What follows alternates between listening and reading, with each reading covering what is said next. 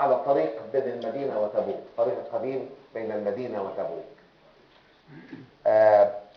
ثمود كانوا مسلمين، كانوا موحدين، برضو رب العالمين أعطاهم بسطة هائلة في الجسم وأعطاهم سعة في الرزق. ووادي القرى ده عجوبة، وادي ملتوي، الجبال تحيط من كل جانب، قلعة في أوله وقلعة في آخره تحميه تماما. تربته خصبة للغاية، مليء بالمياه بوفرة إلى الآن، وفرة غير عادية. فعاشوا ملوك، عاشوا في نعيم مقيم، يعني أعطاهم رب العالمين من سعة الرزق يعني ما لم يعطي كثيرا من الأمم. وعاشوا على التوحيد. ثم جاء الشيطان واغتالهم إلى الشرك فأشركوا بالله. بعث الله لهم سيدنا صالح عليه السلام يدعوهم إلى الإسلام من جديد، يدعوهم إلى التوحيد من جديد. لم يؤمن معه إلا أقل القليل.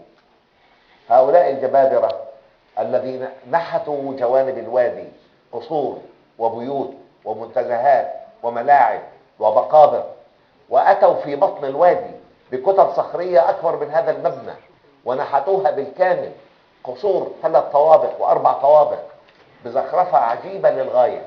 والذي يزور هذه المنطقة يرى